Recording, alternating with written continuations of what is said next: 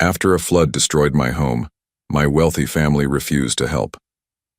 I got a night job and the same truck driver gave me a lift every day. I always brought him a sandwich. Tonight, he drove past my stop and locked the doors. "We can't stop. Your brother is hiding in the alley. Just look at this." I'm glad to have you here. Follow this story until the end and comment the city you're watching from, so I can see how far my story has reached. The water came without warning. I woke up to the sound of rushing liquid, thinking maybe a pipe had burst somewhere in the building. But when I stepped out of bed, the cold shock of ankle-deep water told me this was something far worse. Hurricane Helena had dumped 3 days of rain on our small Alabama town, and the creek behind my neighborhood had finally surrendered to the pressure. I'm Neil, 63 years old, and until that October morning I thought I had my life figured out.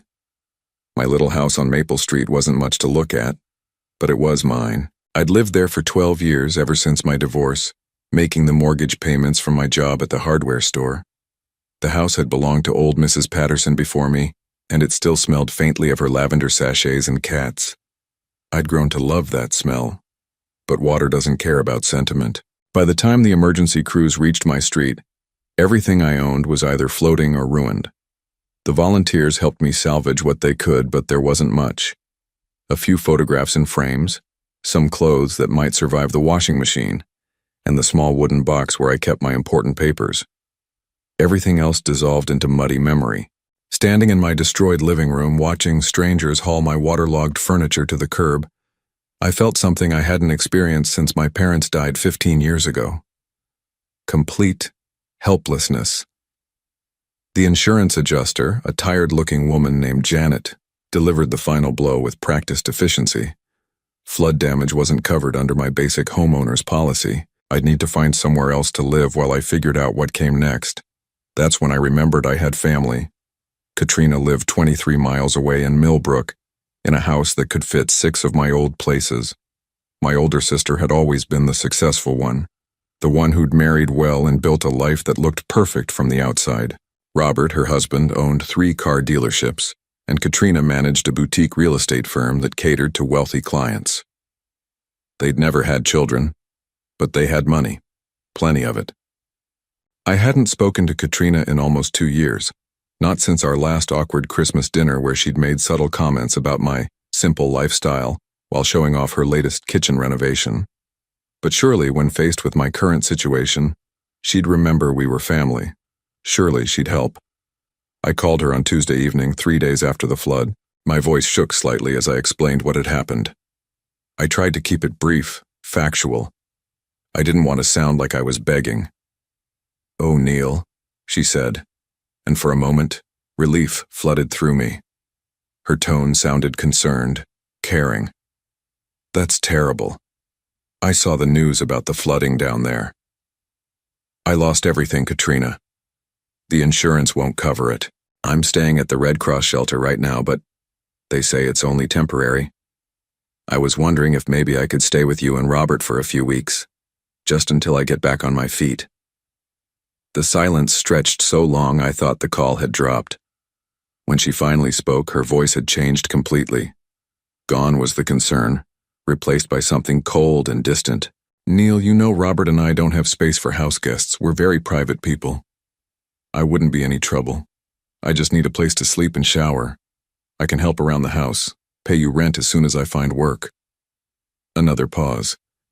"Neil, I'm going to be honest with you because that's what family does. You're 63 years old. Maybe it's time to think about whether you've made the right choices in life." The words hit me like a physical blow. "What do you mean?" "I mean you're living paycheck to paycheck in a flood zone, with no emergency savings, no backup plan. That's not bad luck, Neil. That's poor planning." I gripped the phone tighter, feeling heat rise in my chest. "Katrina, I worked for 37 years. I paid my bills, I kept a roof over my head. One natural disaster doesn't make me irresponsible. Doesn't it? Mom and Dad taught us both the value of preparing for the future. I listened. You chose to coast through life working at a hardware store, renting apartments, buying houses you couldn't properly insure. Those are choices, Neil. They have consequences. The cruelty in her voice was breathtaking. I'd known my sister could be judgmental, but this was something else entirely. This was calculated meanness. So you won't help me? I didn't say that. I'm helping you by being honest. What you need isn't a handout. You need to take responsibility for your situation and figure out how to improve your life. Robert and I worked hard to build what we have.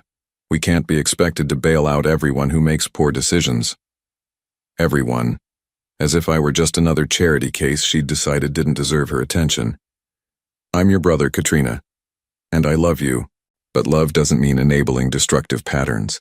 If you really want to change your life, you'll find a way to do it yourself. Character is built through adversity, not through getting rescued. She used the same tone she might use to decline a dinner invitation. Polite but firm, final. I hung up without saying goodbye. That night, lying on a cot in the Red Cross shelter listening to the snores and whispers of 30 other displaced people, I stared at the ceiling and tried to make sense of what had happened. My own sister had essentially told me I deserved to lose everything because I wasn't wealthy like her. She'd turned my crisis into a character evaluation and found me lacking. The next morning I walked to the nearest employment office and took the first job they offered. Overnight custodial work at a medical office complex.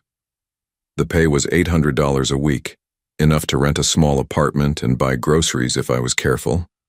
It wasn't the life I'd planned for my retirement years, but it was survival. The apartment I found was a studio in an old building downtown, $550 a month, including utilities. The previous tenant had been a college student who'd left behind the smell of instant noodles and marijuana.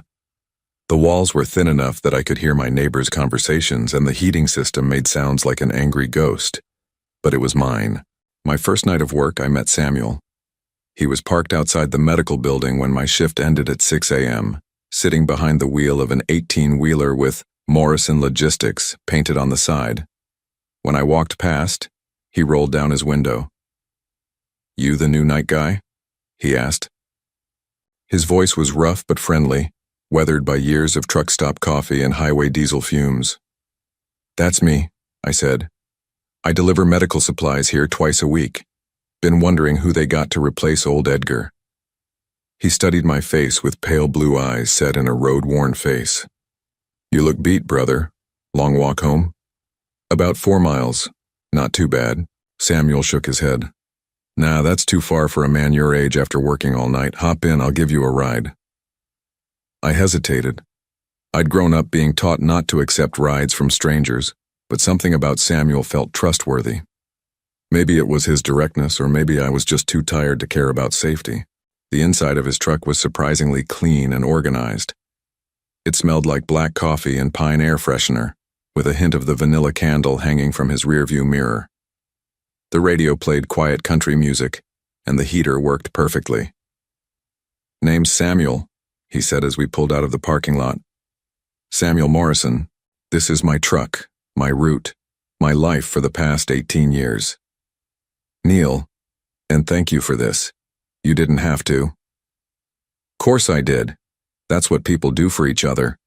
Where am I dropping you?" I gave him my address, and we rode in comfortable silence for a few minutes. Samuel was about my age, maybe a little younger, with gray hair and hands that showed the calluses of hard work. Everything about him spoke of a man who understood what it meant to struggle. "Mind if I ask what brought you to the night shift?" he said as we turned onto my street. I found myself telling him about the flood, about losing my house, about starting over at 63. I didn't mention Katrina's rejection. That humiliation was still too fresh to share with anyone, even a kind stranger. "Damn," Samuel said when I finished. "Mother Nature's got a mean streak, that's for sure. But you're working. You got a roof over your head. That's something." When he stopped in front of my building, I reached for my wallet. "What do I owe you?" Samuel waved me off. "Brother, if I charged every person I helped get home safe, I'd be the richest trucker on the road and the loneliest man alive. You just take care of yourself." The next Thursday he was there again when my shift ended, and the Thursday after that. By the 4th week, it had become routine. Samuel would finish his delivery, I'd finish my cleaning, and we'd ride home together as the sun came up over the Alabama hills. Our conversations grew longer. I learned that Samuel had been married for 28 years to a woman named Grace who died from cancer 3 years earlier. He had 2 grown daughters who lived in California and worried about him driving long haul at his age. He'd been thinking about retirement, but the road was the only life he'd ever known. Grace always said I was too stubborn to quit. He told me one morning as we sat in his truck outside my building, neither of us in a hurry to end our conversation. She was probably right. I started bringing coffee for both of us and then pastries from the bakery down the street. Eventually, I began making sandwiches the night before work. Ham and Swiss, turkey and provolone, whatever looked good at the grocery store. Samuel always protested, said I didn't need to feed him, but he ate every bite. Man could get used to this kind of service, he said one morning, unwrapping a roast beef sandwich I'd made with horseradish sauce the way my ex-wife used to like it. You're gonna spoil an old trucker. Least I can do for the taxi service, I replied, but we both knew it was more than that. Samuel had become the bright spot in my upside-down life. Our morning rides were 20 minutes of easy friendship in a world that had suddenly turned cold and complicated. Sometimes he'd tell me stories about the places his roots took him, the people he'd met in diners and truck stops across the South. Other times we'd sit in comfortable silence watching the town wake up around us. Samuel never asked about my family, never pushed for details about my past. He seemed to understand that some stories took time to tell. What I didn't tell him was how much those rides meant to me. After Katrina's rejection, after losing everything I'd thought was permanent in my life, Samuel's kindness felt like proof that decent people still existed. He didn't know anything about my bank account or my life choices. He just saw a man who needed help getting home, and he provided it without judgment or conditions. For 3 months, this became my new normal. Work all night, ride home with Samuel, sleep until afternoon, make dinner, make tomorrow's sandwiches, and head back to work. It wasn't the retirement I'd imagined, but it was peaceful in its own way, predictable. I should have known it wouldn't last. I should have known that Katrina wasn't finished with me yet. The first sign something was wrong came on a Thursday morning in January. Samuel and I were sharing coffee in his truck after my shift, watching the sunrise paint the sky orange and pink above the medical building, when he mentioned seeing my landlord. "Funny thing," Samuel said, unwrapping the turkey and Swiss sandwich I'd made him. "Yesterday when I was making my delivery, I saw Bob Jenkins talking to some woman in a fancy car out front of your building. Bob Jenkins owned half the rental properties in downtown, including my studio apartment. He was the kind of landlord who collected rent in person and fixed problems with duct tape and prayer. I'd only spoken to him twice since moving in. Did he say what it was about?" I asked, though I couldn't imagine why anyone would need to discuss my tenancy with a stranger. "Nah, but she was asking a lot of questions, real interested in who lived where, how long they'd been there, that kind of thing." Bob looked uncomfortable, kept shaking his head. Samuel took a bite of his sandwich and studied my face. "You expecting any visitors?" Something cold settled in my stomach. "No, nobody knows where I live except you and work." That wasn't entirely true. I'd had to provide my address when I'd applied for county assistance after the flood. I'd put it down on job applications and given it to the few creditors I was slowly paying back. But I couldn't think of any reason someone in a fancy car would be asking my landlord questions about me. "Probably nothing," Samuel said, but his tone suggested he didn't quite believe it. "Just seemed odd is all." I tried to push it out of my mind, but the feeling of unease lingered. That evening, as I was getting ready for work, my phone rang. The number looked familiar, but I couldn't place it. "Hello, is this Neil Holloway?" The voice was crisp, professional. "Yes." "This is Margaret Collins from Riverside Hospital. I'm calling about the custodial position you applied for last month." I frowned. I hadn't applied anywhere else. I was barely managing my current job, but I needed the income. "I think there's been a mistake. I didn't apply to Riverside." "Really? That's strange. We received your application and were going to offer you an interview, but then we got some concerning information about your work history." My pulse quickened. "What kind of information?" "Well, I probably shouldn't say, but someone called to let us know you'd had some issues with reliability and substance abuse problems. Given the nature of hospital work, we can't take chances." That's not true. I've never had a drinking problem, and I've never missed a day of work in my life. Margaret's voice softened slightly. I'm sorry, Mr. Holloway. I'm just telling you what we were told. If there's been a misunderstanding, maybe you should contact whoever provided that reference. She hung up before I could ask who had called them. I stared at my phone, trying to make sense of what had just happened. Someone had not only submitted a fake application in my name, but had also called to sabotage my chances of getting hired. Who would do such a thing? And why? The answer came to me slowly, like ice water dripping down my spine. The next morning, I asked Samuel to drive past Katrina's neighborhood on our way to my apartment. It was a detour that added 15 minutes to our trip, but I needed to see something. Millbrook Estates sat behind wrought iron gates that never quite closed properly, a neighborhood where every house looked like it belonged in a magazine. Katrina's place was a 2-story colonial with white columns and perfectly trimmed hedges that probably cost more to maintain than I made in a month. Nice area, Samuel commented, as we drove slowly down Magnolia Lane. What are we looking for? I didn't answer immediately. I was staring at the silver BMW in Katrina's driveway, the same car I'd seen her driving the last time we'd had dinner together. But it was the conversation I could see happening in her front yard that made my blood run cold. Katrina was standing next to her mailbox, talking animatedly to a man in a brown uniform.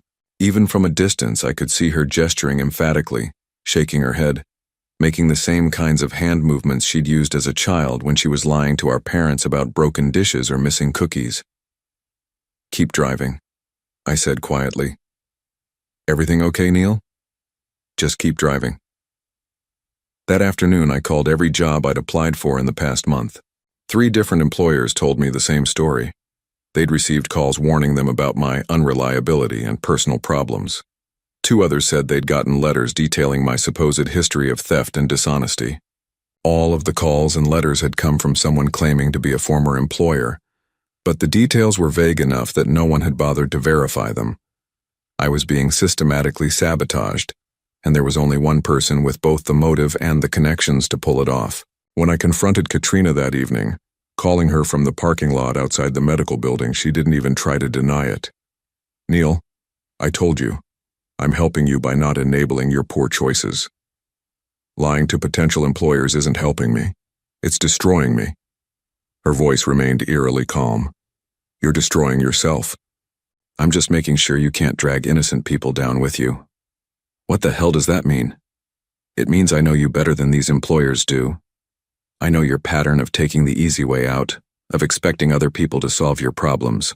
If you got hired somewhere better, you'd just coast along until the next crisis, and then you'd be calling me again, begging for help. The cruelty in her reasoning was breathtaking. She was sabotaging my attempts to improve my situation while claiming she was doing it for my own good. You're my sister, I said, my voice shaking with anger. We're supposed to look out for each other. I am looking out for you. I'm forcing you to confront the reality of your situation instead of running away from it. You need to learn to solve your own problems, Neil. You're too old to keep depending on other people. I'm not depending on anyone. I'm working, I'm paying my bills, I'm trying to rebuild my life.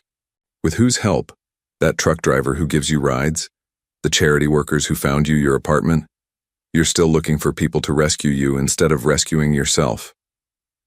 I hung up on her, but her words followed me into work that night. Was she right? Was I just another charity case looking for handouts and shortcuts? No. I'd worked every day since the flood. I'd taken the first job offered to me and shown up consistently. I was slowly paying back the money I'd borrowed from the Red Cross. I wasn't asking for rescue. I was asking for the basic decency that family members should show each other. But Katrina's campaign of sabotage was working. Over the next few weeks, I applied for dozens of positions and heard back from exactly none of them. Word was somehow spreading through the local job market that Neil Holloway was trouble, a bad risk, someone to avoid. The worst part was the isolation that came with it. I started noticing that people in my extended family were treating me differently. Cousins who'd always been friendly grew distant. My Aunt Dorothy, who used to call me every few months, stopped returning my messages. At first, I thought it was just my imagination, the paranoia that comes from too much stress and too little sleep. Then my cousin Mike called. Neil, I gotta ask you something, and I hope you'll be straight with me. Mike was 3 years older than me, the son of my father's brother. We'd been close growing up, had stayed in touch sporadically over the years. His voice sounded strained, uncomfortable. What's going on, Mike? Katrina called me last week. She's worried about you. Says you've been drinking heavily since the flood, making up stories about the family not helping you. I felt the ground shift beneath me. She said what? She says you've been calling her drunk, making accusations, threatening to spread lies about her if she doesn't give you money. She's scared, Neil. She thinks you might be having some kind of breakdown. The sophistication of Katrina's lie was stunning. She'd taken my legitimate anger about her refusal to help and twisted it into evidence of mental illness and substance abuse. Worse, she'd made herself the victim of my supposed instability. Mike, I haven't had a drink in 2 months. I can't afford to drink. And I've never threatened Katrina about anything. Well, that's not what she says. She showed me some pretty disturbing voicemails, Neil. You sounded not good. What voicemails? I haven't left her any voicemails except asking for help after the flood. A long pause. Maybe you don't remember. If you've been drinking. I'm not drinking, I shouted, then forced myself to lower my voice. Mike, she's lying. I don't know why, but she's spreading false stories about me. Why would she do that? You're her brother.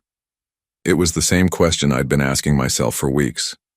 Why was Katrina working so hard to destroy what little life I'd managed to rebuild? What did she gain from keeping me isolated and struggling? I don't know, I said, and that was the truth. But I'm telling you, whatever she showed you, whatever she said, it's not real. Mike's silence stretched long enough that I thought he'd hung up. Finally, he sighed. Neil, I want to believe you. But Katrina's got proof. Recordings, documentation. And honestly, losing your house like that, having to start over at your age, it would be understandable if you were having a hard time coping. After he hung up, I sat in my studio apartment staring at the wall and trying to piece together what was happening. Katrina wasn't just refusing to help me. She was actively working to make sure no one else would help me either. She was systematically destroying my reputation, my relationships, and my opportunities for improvement. But why? What could she possibly gain from keeping me isolated and desperate? The answer came to me during my shift that night, while I was mopping the floors of the medical building and thinking about the conversation with Mike. Katrina had mentioned something during our last fight, something I'd been too angry to process at the time. She'd said she knew my pattern of expecting other people to solve my problems. She'd talked about me calling her again when the next crisis hit. As if she was certain there would be a next crisis. As if she was counting on it. For the first time since this nightmare began, I started to wonder if there was something Katrina was afraid I might discover. Something that would explain why she was so determined to keep me desperate and alone. Something she'd been hiding for a very long time. When Samuel picked me up the next morning, I was quiet during our ride. He seemed to sense my mood and didn't push for conversation, but as we pulled up in front of my building, he turned to me with a concerned expression. Neil, I gotta tell you something. Yesterday, when I was making my delivery, I saw that same woman again. The one in the fancy car who was talking to your landlord. I looked up sharply. Where?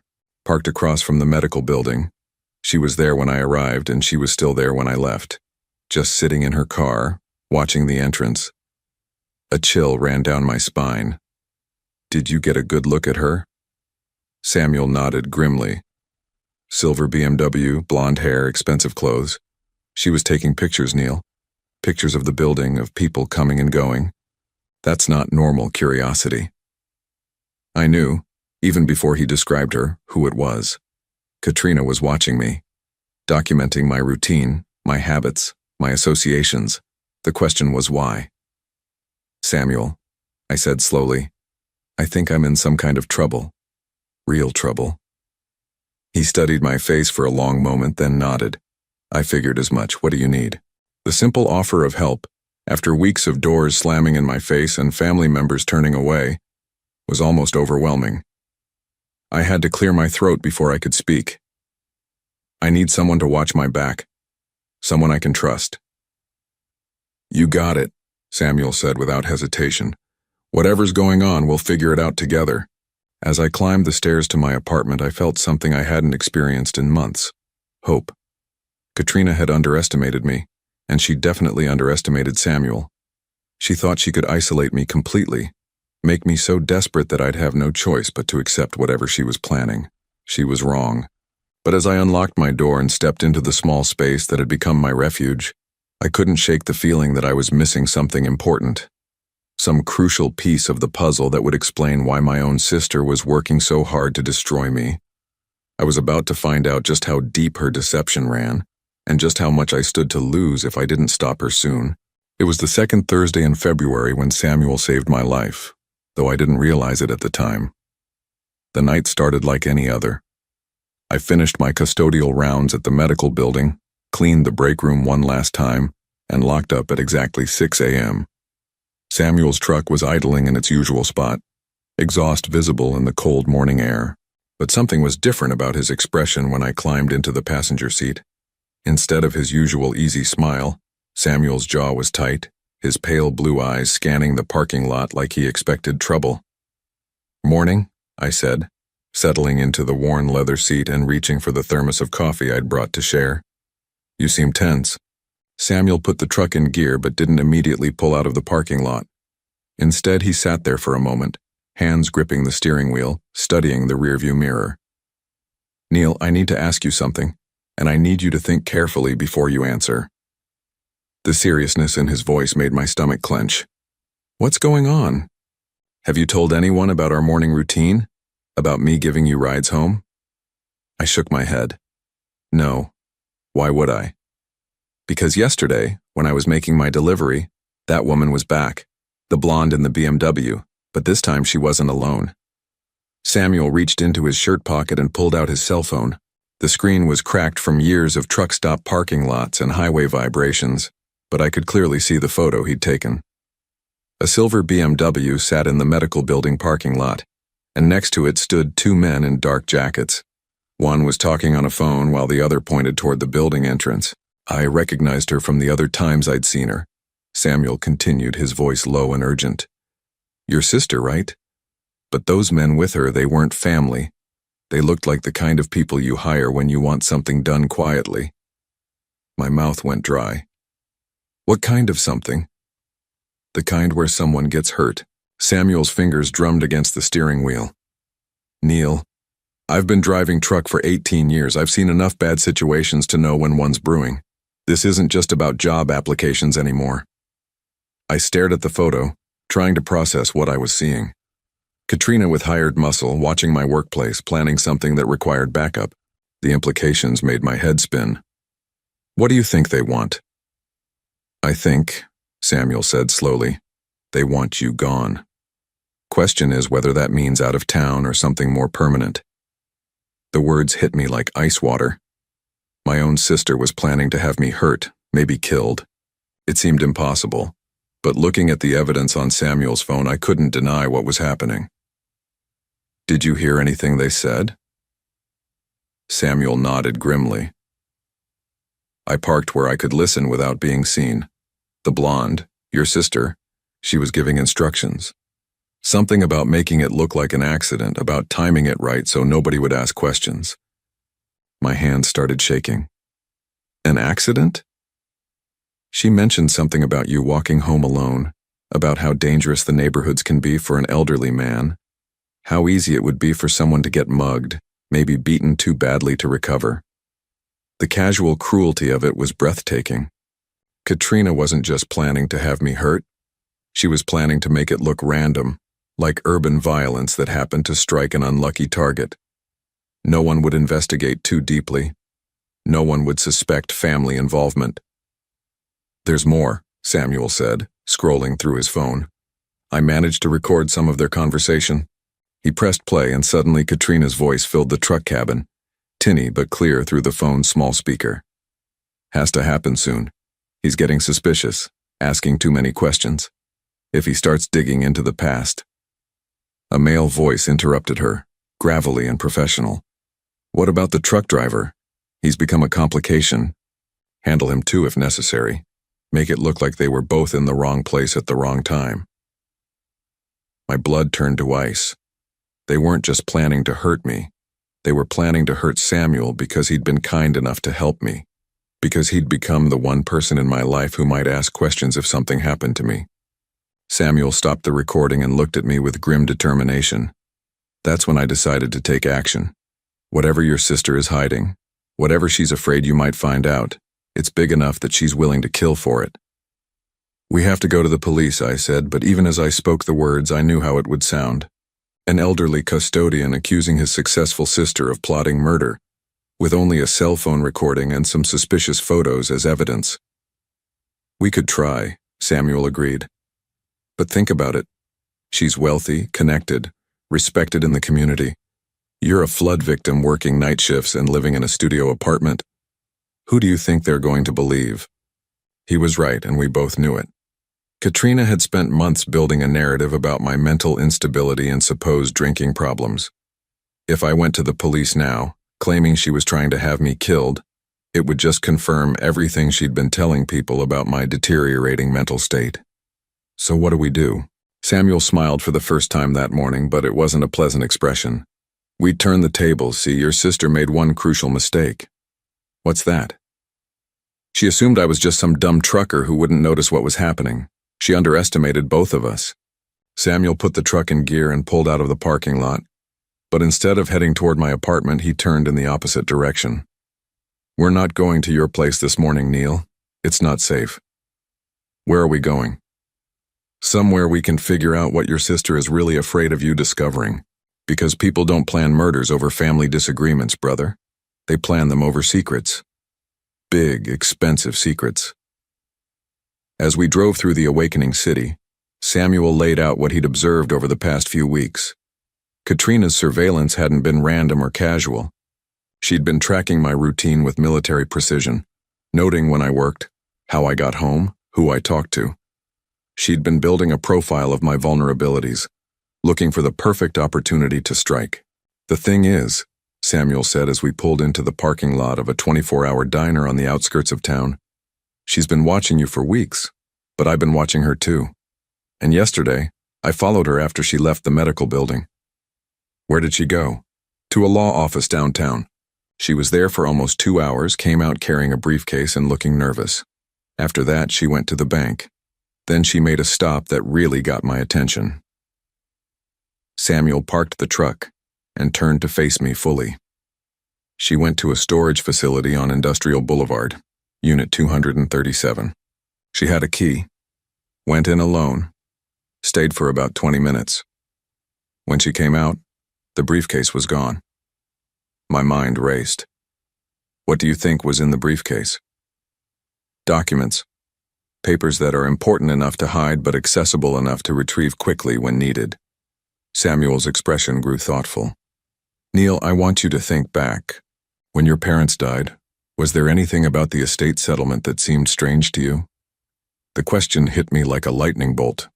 I'd been so focused on the immediate crisis of Katrina's sabotage and threats that I hadn't thought about the deeper past, about the foundational relationship between us that had shaped everything that followed. There wasn't much to settle, I said slowly. Mom and Dad lived modestly. They had the house, some savings, a few investments.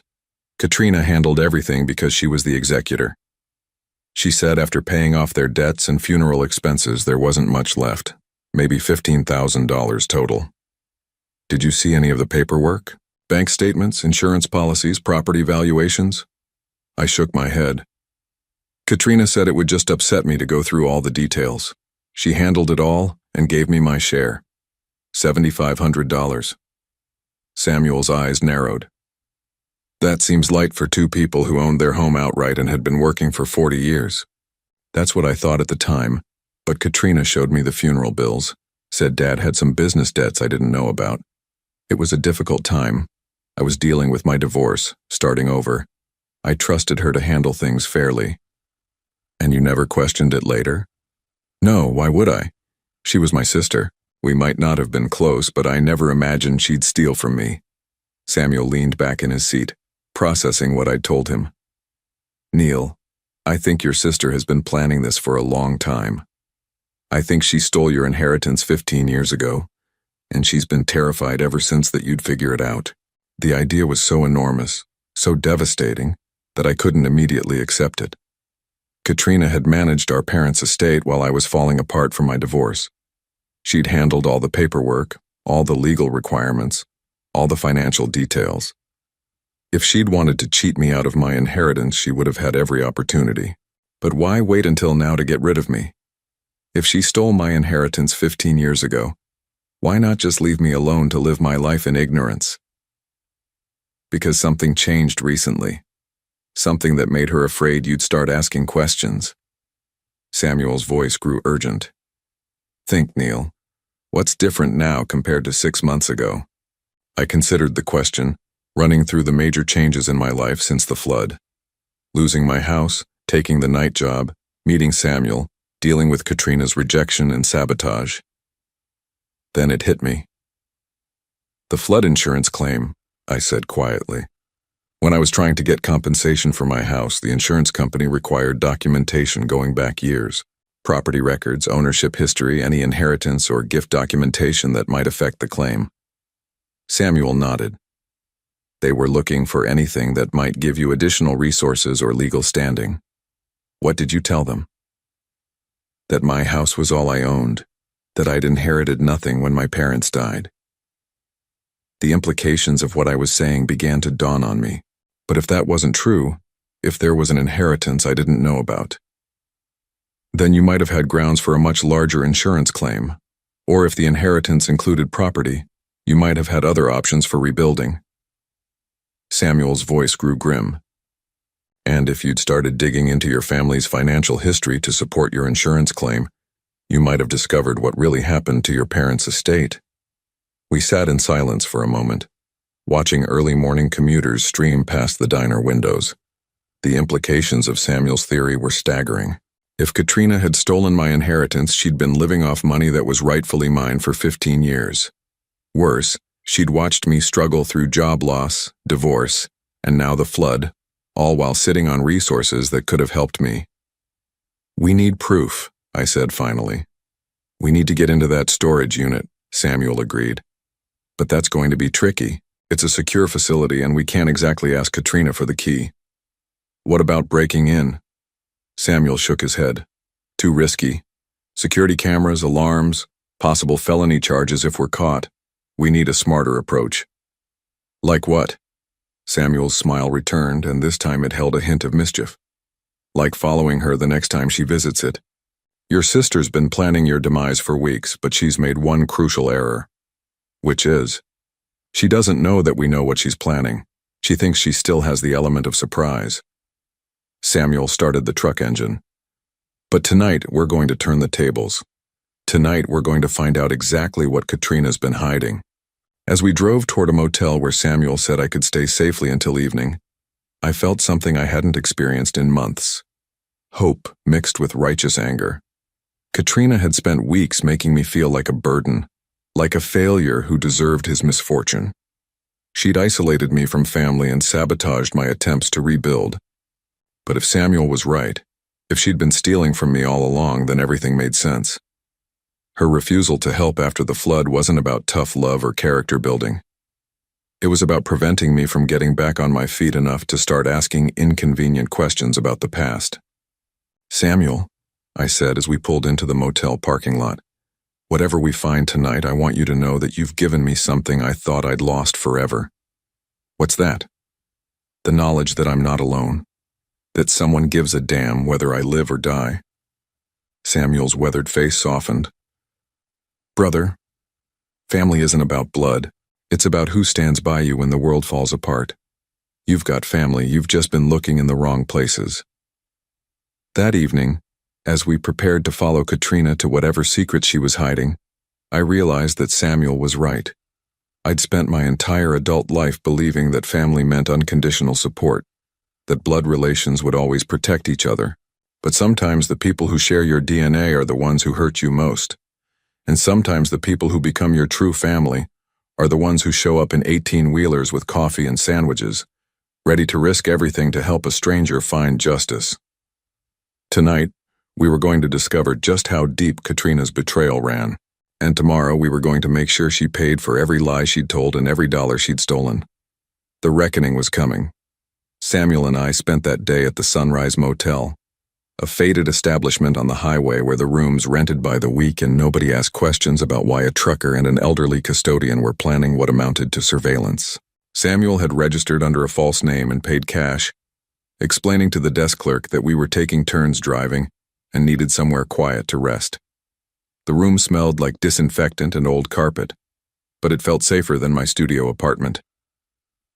Samuel had brought supplies, a pair of binoculars, a camera with a telephoto lens, energy bars, and 2 thermoses of coffee. He'd also brought something I hadn't expected, a laptop computer. "My daughter got this for me last Christmas," he explained, opening the silver device on the scratched motel table. "Said I needed to join the 21st century. I mostly use it for email and checking weather reports, but it's got one feature that's going to help us tonight." He clicked through several screens until a map appeared, showing our location and the surrounding area. "GPS tracking.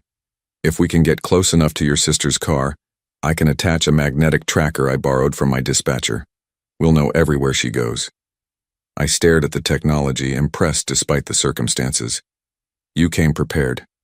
20 years of marriage to a woman who solved crossword puzzles for fun teaches you to think ahead," Samuel said with a sad smile. "Grace always said the best plans have backup plans." We spent the afternoon reviewing everything we knew about Katrina's routine. She typically left her house around 7 p.m. on weekdays, often driving to her real estate office to handle paperwork or meet with clients. Samuel had observed her visiting the storage facility twice in the past month, always in the evening when the facility was less busy. "Tonight feels different, though," Samuel said, adjusting the focus on his binoculars as we practiced our surveillance setup. "Yesterday, after she met with those men, she seemed agitated, rushed. People make mistakes when they're under pressure." At 6:30 p.m., we drove to Millbrook Estates in Samuel's truck, parking 3 blocks away in the lot of a grocery store that had a clear view of Katrina's street. Samuel had changed the license plate on his truck, replacing it with one he kept for deliveries to job sites where contractors sometimes borrowed company vehicles. "Won't someone notice it's missing?" I asked. "It's registered to a truck that's been in the shop for 2 months. By the time anyone figures out it's been borrowed, this whole thing will be over." We didn't have long to wait. At 7:15 p.m., Katrina's silver BMW pulled out of her driveway. She was alone, which was both a relief and a concern. Relief because it meant fewer people to avoid.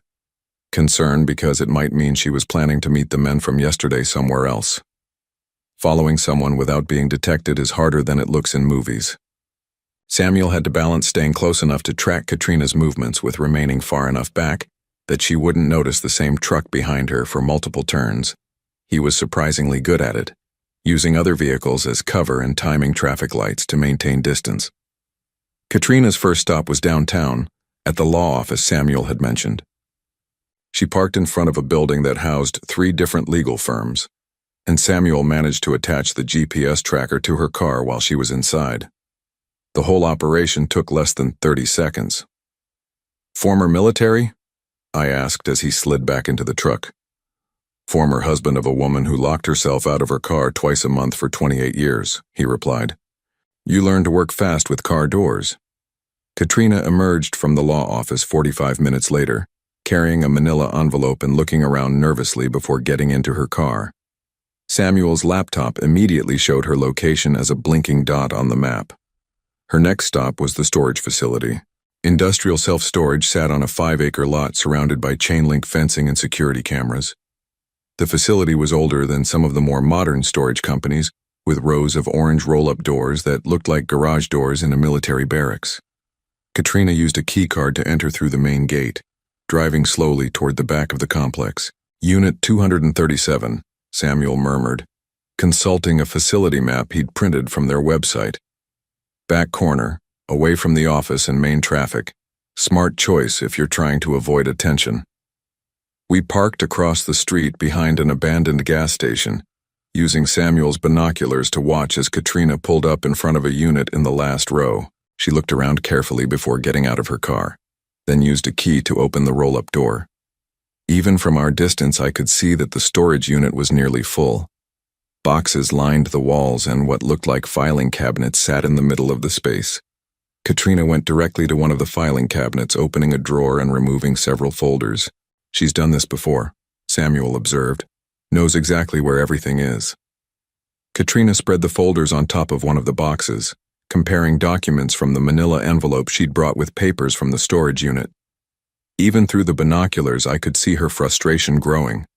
She kept shaking her head, making notes on a yellow legal pad, checking and rechecking the papers. "Something's wrong," I said. "She looks upset." Maybe the lawyers told her something she didn't want to hear. After 20 minutes, Katrina gathered everything back into the folders and returned them to the filing cabinet. But instead of leaving immediately, she walked to the back of the storage unit and opened a large cardboard box. From inside, she pulled out what looked like a thick photo album. She stood there for several minutes, flipping through pages, and even from our distance, I could see her shoulders shaking. She was crying. "What do you think she's looking at?" Samuel asked. "Family pictures, maybe. Mom and Dad's things from after they died. Or evidence of what she did to you." Eventually, Katrina put the album back in the box and left the storage unit, carefully locking the door behind her. She sat in her car for another 10 minutes, making phone calls and apparently arguing with whoever was on the other end. Finally, she drove away, heading back toward her house. Samuel and I waited another hour to make sure she wasn't coming back. Then we made our move. "The security cameras are motion activated," Samuel explained as we approached the facility's back fence. "If we stay low and move slowly, we might be able to avoid triggering them." Breaking into the storage facility turned out to be easier than expected. The back fence had a gap where one of the posts had been damaged, probably by a delivery truck backing up too close. We squeezed through the opening and made our way to Unit 237, staying in the shadows between buildings. The lock on Katrina's unit was more sophisticated than the standard padlock most people used, but Samuel had come prepared for that too. From his jacket pocket, he produced a set of lockpicks that looked like they belonged in a spy movie. "Another skill learned during your marriage?" I asked. "Grace had a habit of locking herself out of everything," he said with a grin, working the picks with practiced efficiency. "Cars, houses, her jewelry box, you name it. I got tired of calling locksmiths." The lock clicked open after 5 minutes of careful manipulation. Samuel lifted the roll-up door just enough for us to crawl inside, then closed it behind us and turned on a small flashlight. The storage unit was like a museum of my family's history. I recognized furniture from my parents' house, including the dining room table where we'd eaten Sunday dinners for 20 years. Boxes labeled in my mother's careful handwriting, Christmas decorations, photo albums, Dad's tools, important papers. But it was the filing cabinet that drew our attention. The drawer Katrina had accessed was labeled Estate Documents. Inside, we found folder after folder of papers related to my parents' finances, bank statements, investment records, insurance policies, property deeds. Samuel spread them across the top of a box while I held the flashlight. What we discovered made my hands shake so violently I almost dropped the light. My parents hadn't been struggling financially when they died. They'd been wealthy. Bank statements showed account balances totaling over $300,000. Investment portfolios detailed stocks and bonds worth another $120,000. Most shocking of all was the life insurance policy. $200,000 with both Katrina and me listed as equal beneficiaries. $620,000, Samuel said quietly, adding up the totals. Split between 2 children, that's over $300,000 each. I stared at the documents, trying to reconcile them with what Katrina had told me 15 years ago. She'd said our parents died nearly broke, that after paying debts and funeral expenses there was only $15,000 to split between us. "Look at this," Samuel said, holding up another folder. "Probate court documents." The official estate filing showed the same numbers we'd just discovered, but attached to it was a second set of documents filed 6 months later that told a completely different story. The revised filing claimed that additional debts had been discovered, reducing the estate's value to exactly $15,000. "What kind of debts?" I asked. Samuel flipped through more papers until he found what looked like loan documents. Business loans guaranteed by your father.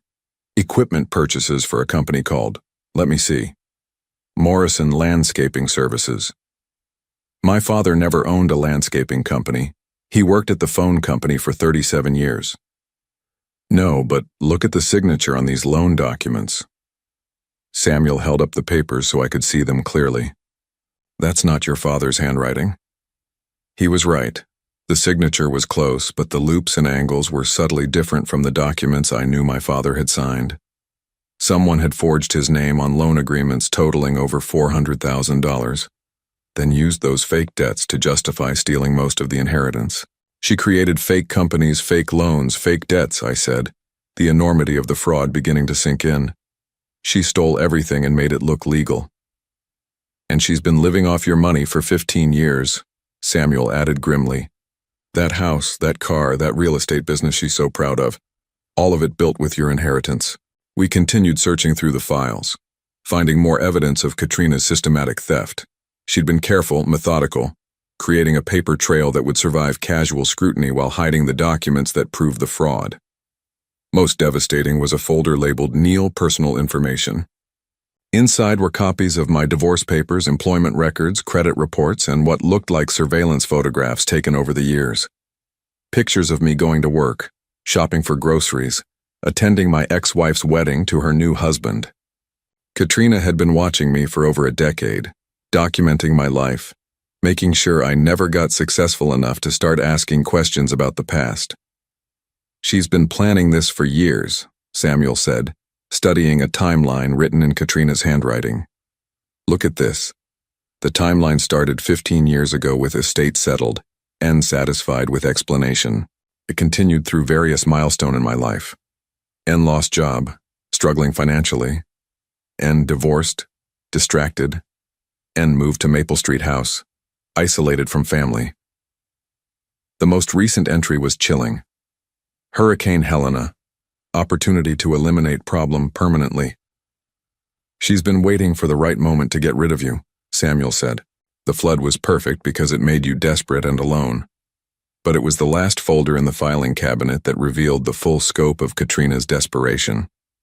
Inside were recent bank statements showing her current financial situation, and it wasn't good. The real estate business was failing, bleeding money every month. Her personal accounts were nearly empty. She'd burned through most of my inheritance and desperately needed more money to maintain her lifestyle. She's broke, I said, staring at the numbers. After 15 years, she's spent it all. Which is why she can't afford to let you find out the truth, Samuel replied. If you discovered the theft and sued her, she'd lose everything. The house, the business, maybe even face criminal charges. So she decided to kill me instead, not just kill you. Make it look like an accident so she could claim your life insurance too. One final score to solve her money problems. We spent another hour photographing documents with Samuel's camera, building a comprehensive record of Katrina's fraud. As we worked, I felt my shock transform into something harder and colder. Rage. My sister hadn't just stolen my money. She'd stolen 15 years of my life watching me struggle and fail while she lived comfortably off my inheritance. She'd sabotaged my relationships, destroyed my opportunities, and planned my murder, all to cover up her original crime. We have enough, Samuel said finally, packing up his camera. Bank records, forged documents, proof of the real estate values. Any court in the country would convict her.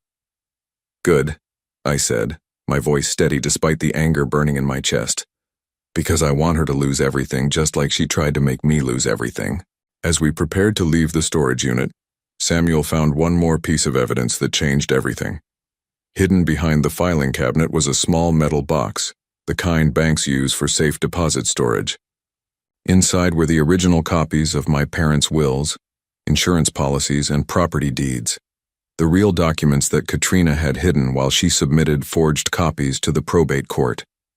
But most damaging was a handwritten letter from our father, dated just weeks before his death. To my son Neil, the letter began, I want you to know that the money your mother and I are leaving behind comes from 40 years of hard work and careful saving. We've always been proud of both our children, but we've worried that Katrina's lifestyle and spending habits might not serve her well in the long run. That's why we're leaving the house and land to you, along with the larger share of our savings. Katrina will receive enough to be comfortable, but we trust you to use your inheritance wisely and perhaps help your sister if she truly needs it. Take care of yourself, son. We love you. Dad. I read the letter 3 times before the full impact hit me. My parents hadn't just left me an equal share of their estate. They'd left me the majority, along with a request to help Katrina if necessary. Instead, she'd stolen it all and spent 15 years making sure I'd never be in a position to discover the truth. Neil, Samuel said quietly, we need to get out of here. We've got what we came for. As we replaced everything in the filing cabinet and prepared to leave, I made a decision that would change both our lives forever. Samuel, I want to thank you for everything you've done. But from here on out, this gets dangerous. Katrina's already planning to hurt you because you've been helping me. You should disappear. Change your route, stay away from me until this is over. Samuel looked at me like I'd suggested he abandon a wounded soldier on a battlefield. Brother, I didn't come this far to walk away now. You've got proof of what she did, but you still need help bringing her down. Besides, she threatened Grace's memory when she threatened me. That makes this personal. She could have you killed. She could try, Samuel said with grim determination. But your sister's made one crucial mistake that's going to cost her everything. What's that? She picked a fight with the wrong truck driver. As we left the storage facility and headed back to the motel, I realized that tomorrow would bring the most difficult confrontation of my life.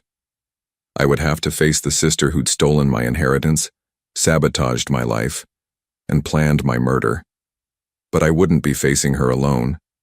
The meeting was set for 10 a.m. at the Millbrook Country Club, neutral territory where Katrina felt comfortable and confident.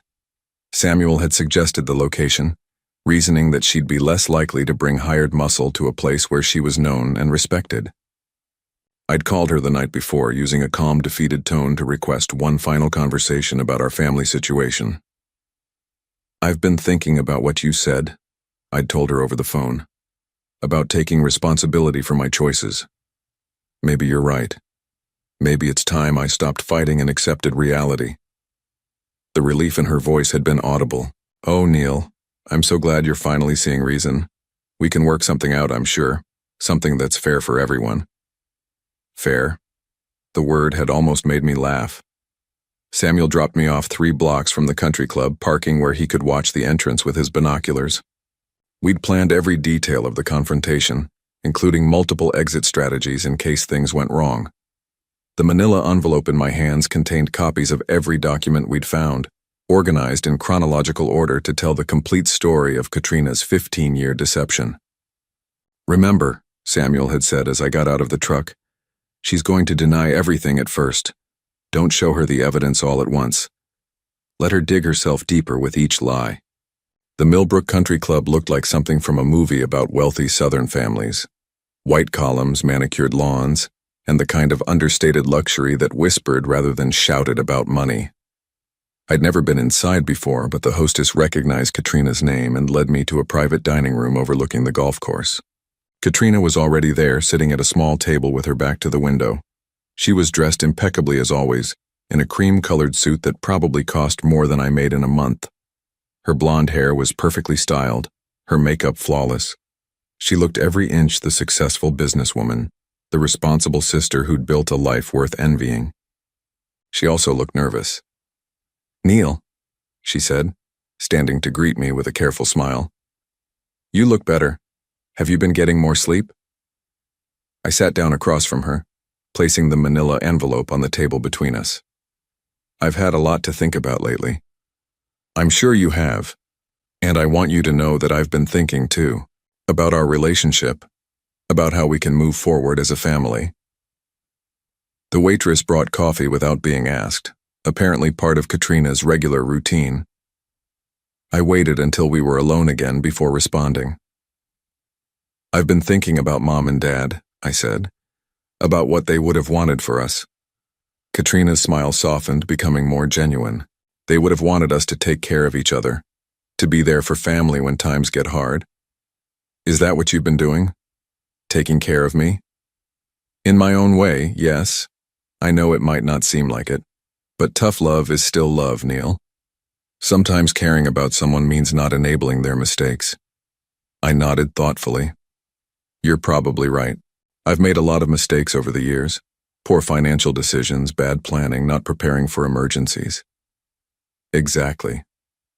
Katrina leaned forward slightly, encouraged by my apparent agreement.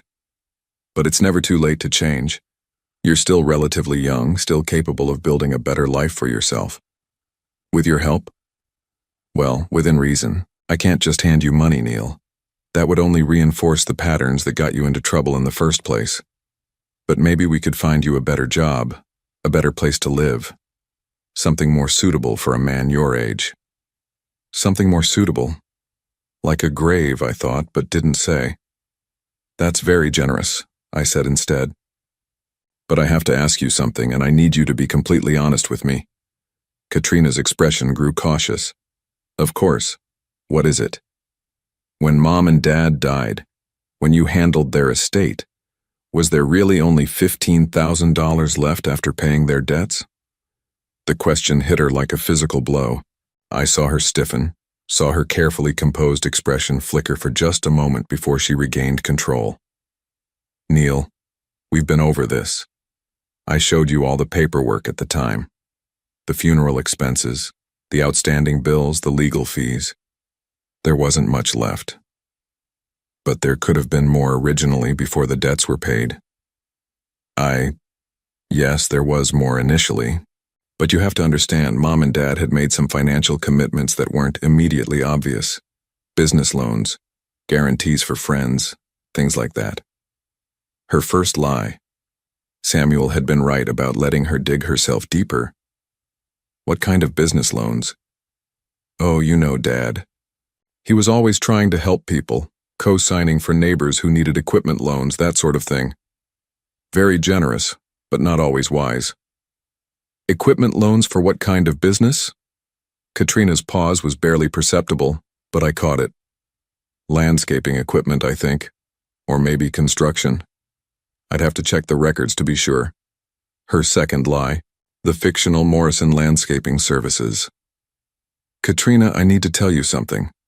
Last week I applied for additional flood relief assistance. They required documentation of any assets or inheritance I might have received in the past 20 years. The color drained from her face.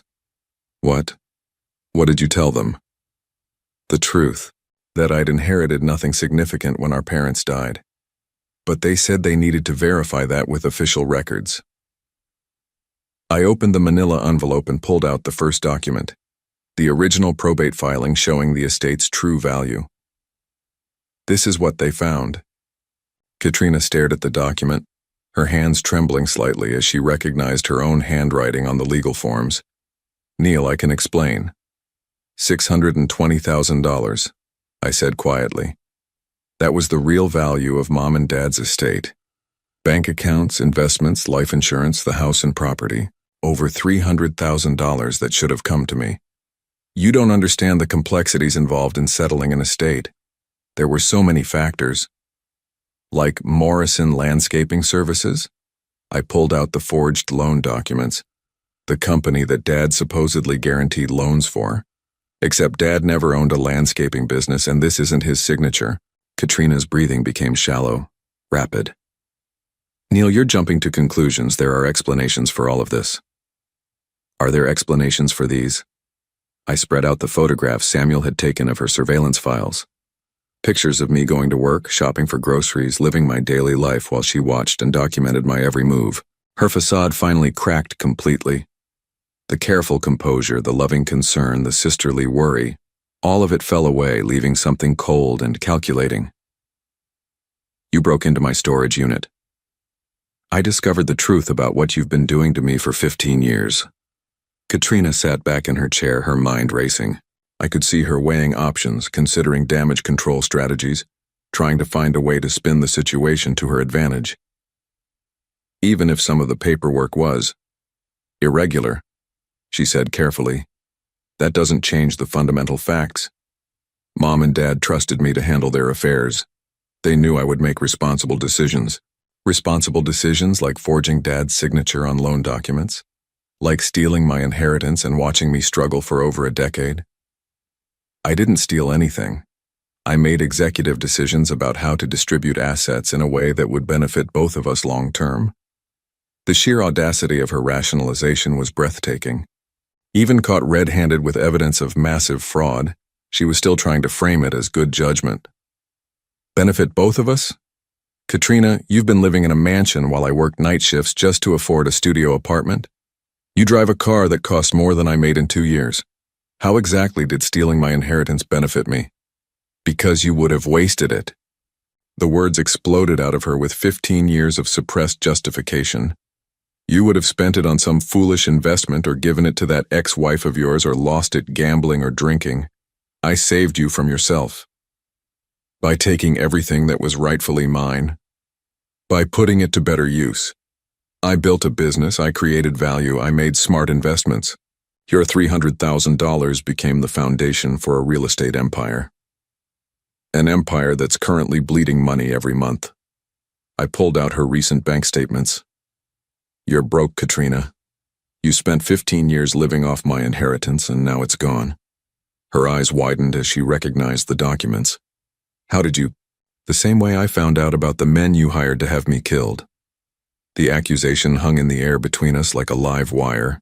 Katrina's face went completely white, her hands gripping the edge of the table. I don't know what you're talking about. The medical building parking lot. 2 men in dark jackets discussing the best way to make my death look like a random mugging. I pulled out Samuel's phone and played the recording of her voice discussing plans for my accident. Katrina listened to her own words with growing horror, realizing that her entire conspiracy had been documented, recorded, and preserved as evidence. Neil, that wasn't what it sounded like. I was trying to protect you. Protect me from what? From making the wrong decisions. If you'd discovered the truth about the inheritance, you would have sued me, destroyed my life, taken everything I'd worked for. I couldn't let that happen. So you decided to murder me instead. I decided to find a permanent solution to a problem that was spiraling out of control. There it was, the admission I needed. Katrina had just confessed to planning my murder, in a room at her own country club, surrounded by the kind of witnesses who would remember every detail. You hired men to kill me because I might have discovered that you stole my inheritance. I hired men to solve a problem before it destroyed both our lives. I gathered the documents back into the manila envelope, my hands completely steady despite the magnitude of what I'd just accomplished. 15 years of lies, theft, and deception had just collapsed in the space of an hour. Where does that leave us, Katrina? She stared at me with wild eyes, her perfect composure completely shattered. What do you want? I want my inheritance back, all of it, with 15 years of interest. I don't have that kind of money anymore. Then you'll sell the house, the business, everything you bought with my stolen inheritance. You'll liquidate every asset and return what you took from me. And if I refuse? I stood up, tucking the envelope under my arm. Then I go to the police with evidence of forgery, fraud, theft, and conspiracy to commit murder. You'll lose everything anyway. Plus you'll spend the rest of your life in prison. Katrina sat frozen, staring at the table where the evidence of her crimes had been spread out moments before. The reality of her situation was finally sinking in. She'd spent 15 years building a life on stolen money, and now the foundation was crumbling beneath her. You have 48 hours to decide, I said, walking toward the door. After that, I take everything to the authorities and let them sort it out. Neil, wait. Her voice was small, desperate. We're family. Surely we can work something out that doesn't destroy both our lives. I paused at the door, looking back at the woman who had called herself my sister while planning my murder. Family doesn't steal from each other, Katrina. Family doesn't watch each other struggle while living off their pain. And family definitely doesn't hire killers when their crimes are about to be discovered. Please, I'm begging you. You should have thought of that 15 years ago. I left her sitting alone in the country club dining room, surrounded by the luxury she'd built with my stolen inheritance. Through the window I could see Samuel's truck waiting in the parking lot, ready to take me to the next phase of our plan. For the first time since the flood destroyed my house, I felt like I was finally going home. But the game wasn't over yet. Katrina was cornered now, desperate and dangerous. The next 48 hours would determine whether she'd accept defeat gracefully or fight back with everything she had left. Either way, I was ready for whatever came next. Katrina chose to fight. The call came 36 hours after our confrontation at the country club. Samuel and I were staying at a different motel, one farther from town where we felt safer while waiting for Katrina's response. When my phone rang with her number, I almost didn't answer. "Hello, Katrina." "Neil." Her voice was different now, harder, stripped of all pretense. "I've thought about your ultimatum. And I'm not going to be blackmailed by my own brother. If you take those documents to the police, I'll make sure you regret it." I'd expected this. Desperate people rarely surrender without exhausting every option, and Katrina had spent too many years in control to give up easily. "What does that mean?" "It means I have resources you don't know about. Connections, people who owe me favors. If you try to destroy my life, I'll make sure yours ends first." The threat was clear, but it didn't carry the weight she intended. Samuel had anticipated this exact response and prepared accordingly. "Katrina, there's something you should know. This conversation is being recorded and copies of all the evidence are already in safe deposit boxes at 3 different banks. If anything happens to me or to Samuel, everything goes directly to the police." Silence stretched across the line. "Furthermore," I continued, "the statute of limitations on estate fraud is 15 years from discovery, not from commission. I just discovered your crimes last week. You're still vulnerable to criminal prosecution. You're bluffing." "Am I? Are you willing to bet the rest of your freedom on that assumption?" Another long pause, then. "What do you really want, Neil? Money? Because I can make you rich without destroying both our lives." "I want exactly what I said. My inheritance back, with interest. The house alone is worth more than what I allegedly took from you." "Allegedly?" I almost laughed. "Katrina, I have your handwriting on forged documents. I have recordings of you planning my murder. There's nothing alleged about any of this." When she spoke again, her voice was barely above a whisper. "If I give you everything, what happens to me? You start over at 65 just like you forced me to start over at 63. The difference is you'll be starting over with the knowledge that you brought it on yourself. And the criminal charges? That depends on how cooperative you are with the restitution process." The line went dead. 2 hours later, Samuel spotted 3 men in a dark sedan parked outside our motel. We'd been expecting this too. Katrina's final play would be to eliminate the evidence by eliminating us, regardless of the consequences. She was too far in to turn back now. We slipped out the back window of our room and into Samuel's truck, which he'd parked behind the building for exactly this purpose. As we drove away, I called the local police field office simultaneously, reporting an imminent threat against our lives and providing the location of evidence that would support federal charges against Katrina. "This is it," Samuel said as we headed toward the police station. "No more waiting, no more games, time to let the professionals handle things." The next 72 hours were a whirlwind of interviews, depositions, and legal procedures. Federal agents raided Katrina's storage unit, her home, and her business offices, seizing boxes of evidence that painted a clear picture of systematic fraud spanning 15 years. The forged documents, the surveillance files, the recordings of her hiring men to hurt me, everything built an airtight case. Katrina was arrested at her real estate office on a Tuesday morning, led away in handcuffs in front of clients and colleagues who'd never suspected the elegant businesswoman was capable of such calculated cruelty.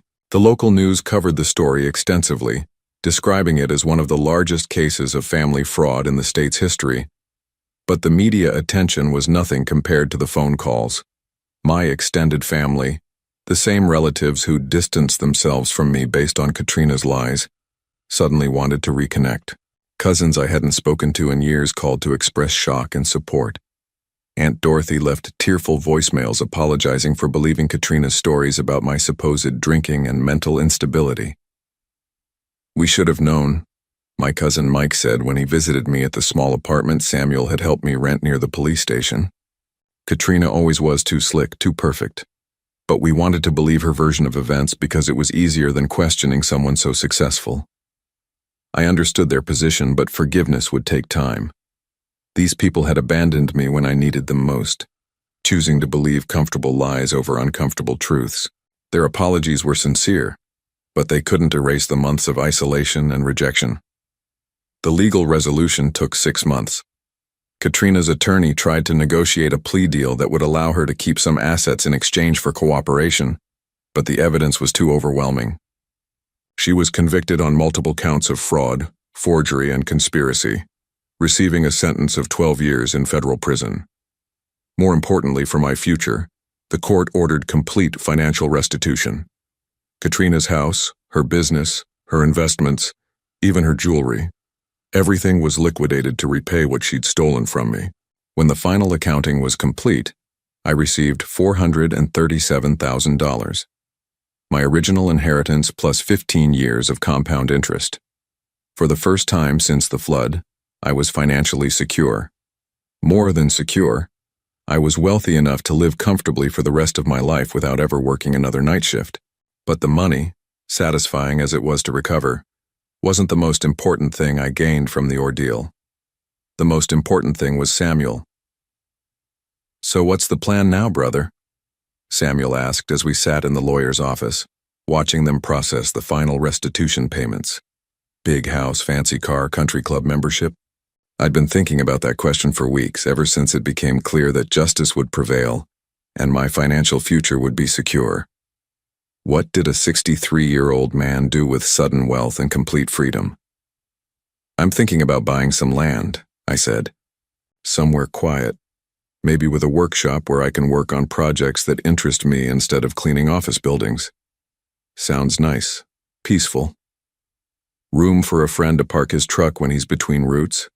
Maybe build a guest house for a retired driver who's ready to stop living out of truck stops." Samuel's weathered face broke into a slow grin. "You offering me a job, Neil?" "I'm offering you a home. A real one, with your own space and no schedule except what we decide for ourselves." "What would I do all day? I've been driving truck for 18 years. "Whatever you want. Fish, work in the garden, fix things that break, teach an old man how to use all the features on that laptop computer. Be family." The word hung between us, carrying all the weight of what we'd been through together. Samuel had risked his life to help me discover the truth, had stood by me when my actual family had turned away, had proven that blood means nothing compared to loyalty and genuine care. "Family," Samuel repeated thoughtfully. I liked the sound of that. 6 months later, we were living on 43 acres of rolling hills an hour outside of town. The property had a main house, a workshop, and a smaller cabin where Samuel had set up his own space. We'd built a garage for his truck, though he'd officially retired from long-haul driving, and installed a workshop where we could pursue projects that interested us instead of working to survive. The land came with a small pond, perfect for the fishing Samuel had always talked about, but never had time for. We spent mornings on the water, afternoons working on various repair and construction projects around the property, and evenings sitting on the porch sharing stories and planning improvements. It was the first time in my adult life that I felt genuinely at peace. The isolation from my biological family was complete and intentional. Katrina was serving her sentence in a federal facility 800 miles away, and I had no desire to visit or correspond with her. My cousins and extended relatives had been forgiven, but not forgotten. I was polite when they called, but made no effort to rebuild relationships that had proven so fragile. "You don't miss having a big family around for holidays?" Samuel asked one evening as we watched the sunset paint the sky orange and pink over our pond. "I do have family around for holidays," I said, gesturing toward him. "The best kind. The kind that chooses to be here." Samuel nodded, understanding what I meant.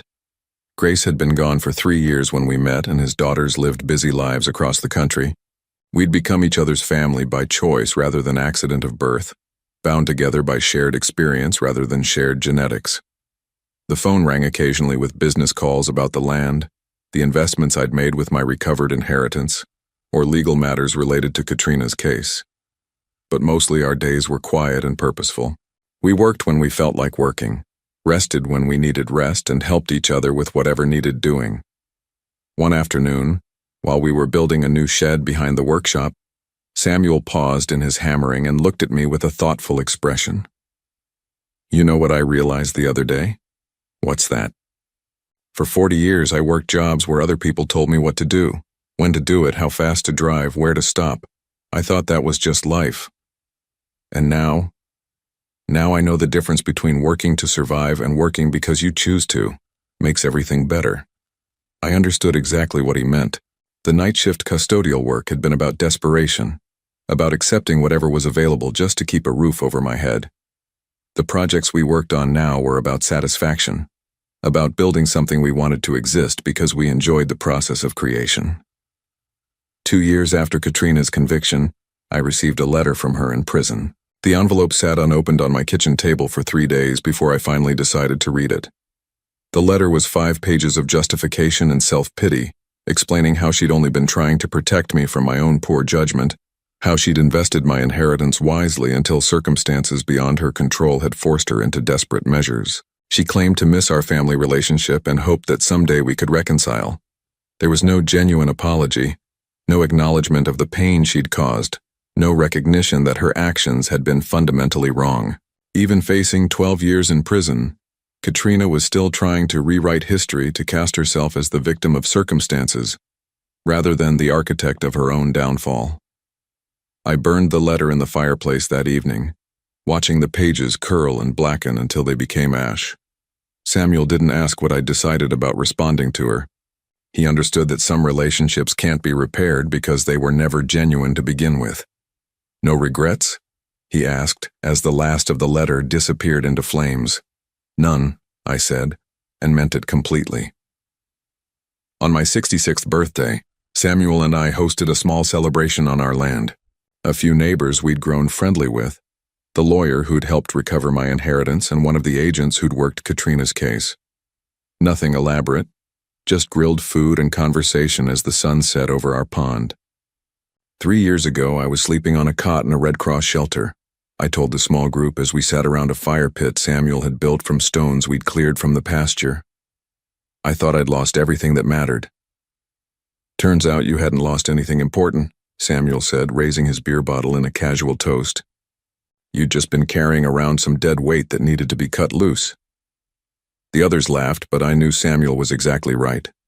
Losing my house in the flood had felt devastating at the time, but it had led me to discover truths that needed to be revealed and connections that needed to be made. If the hurricane hadn't forced me into that night shift job, I never would have met Samuel. If I hadn't been desperate enough to ask Katrina for help, I might never have learned about her betrayal. "Sometimes," I said, looking around at the faces of people who'd become my chosen family, "losing everything you think you want is the only way to discover what you actually need." Samuel raised his bottle again. "To new beginnings and real family." "To home," I said, gesturing toward the land around us, the workshop where we spent our days, the cabin where my best friend lived, and the house where I slept without worry or fear. As our small group talked and laughed around the fire, I reflected on how completely my life had changed. 3 years ago, I'd been a man without family, home, or hope. Tonight, I was surrounded by people who cared about me, living on land I owned free and clear, with enough money to live comfortably and the freedom to spend my days however I chose. The inheritance she'd stolen and spent was back in my hands, but the real treasure was sitting beside me, telling stories about his trucking days and planning tomorrow's fishing expedition. I'd started this journey believing that family was about blood, that home was about property, and that security was about money. Now I knew that family was about loyalty, home was about peace, and security was about having people in your life who would stand by you when everything fell apart.